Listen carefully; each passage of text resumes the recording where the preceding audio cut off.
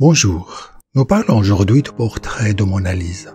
Quand nous allons à Paris, nos pieds nous conduisent au Louvre afin de voir la Joconde, comme si c'était l'un des rituels que nous devons suivre pendant que nous sommes dans la capitale de la beauté. Et cela se représente en voyant la Joconde, la belle femme dont la beauté a ébloui le monde. Et quand on se promène au musée de Louvre, d'un rythme qui soit ralenti avec l'approche de portraits, de sorte qu'on pourrait connaître ses frontières à travers la masse humaine qui s'est rassemblée autour d'elle, venue du monde entier, pour voir la belle Joconde, alors qu'elle sourit derrière son verre de protection qui la protège. Que ce soit de la lumière des appareils photo qui la visent et qui brillent follement pour pouvoir prendre une copie de cette beauté ou pour la protéger de vol.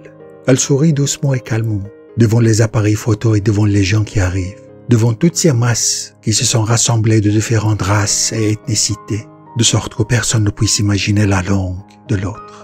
Le trafic est insupportable, comme si j'étais dans un bus bondé qui n'atteignait pas sa destination. Et quand je me suis approché d'elle, après beaucoup d'efforts, et après avoir pu résister à la foule qui me pousse de derrière, et dont j'essaie d'arrêter l'avancement, et dans ce sentiment mêlé de spiritualité et d'effort physique, elle me récompense de son doux sourire pour me dire « me voici ». Ses regards sont beaux et son sourire est doux, sortant d'une source de sérénité paisible. Quand je contemple son sourire, je trouve qu'il n'est pas loin de celui de notre Mona Lisa. Je veux dire la Joconde d'Irak. C'est une sculpture peinte ou sculptée en Irak, il y a des milliers d'années. Cette plaque d'ivoire a été trouvée en 1952, à Mossoul, dans les ruines d'Assyrie Nassir-Pal, en dessous de 18 mètres de profondeur, dans un puits de boue. Sa tête d'ivoire a été sortie de la boue après une période de 2500 ans.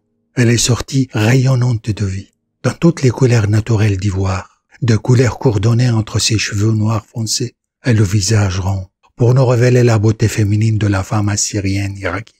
Cette rare statue en ivoire témoigne de la beauté de la femme irakienne et de la beauté de la sculpture en ivoire et du haut niveau artistique de cette époque. La femme de lettres britannique, l'auteur de nombreux romans policiers, s'est occupée de la Belle de Namroud, immédiatement après sa découverte, car elle accompagnait son mari, Max Malone, l'archéologue britannique, lors de ses fouilles archéologiques. Elle l'a nettoyée immédiatement après avoir été trouvée et elle lui a donné le nom de Mona Lisa d'Irak. Et bien sûr, la plaque en ivoire a gagné l'admiration de tous, y compris le roi Faisal II. Après les événements de 2003 en Irak, elle a été retrouvée, submergée dans la boue et l'eau, dans l'un des sous-sols de la Banque centrale d'Irak, où elle était cachée par paire de vol.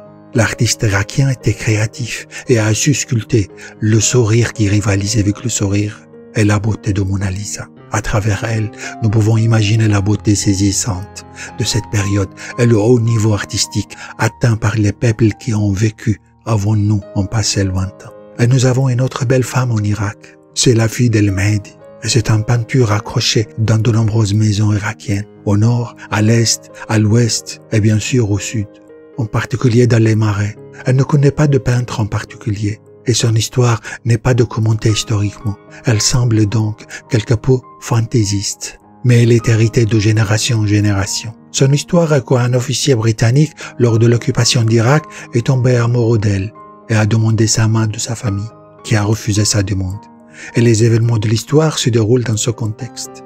Et vous trouvez le tableau où sa copie est accrochée au mur des maisons de la région des Marais. Et ce tableau existe depuis les années 30 du siècle dernier, où il était placé à côté de la photo du roi et à côté des dignitaires et des élites de la communauté.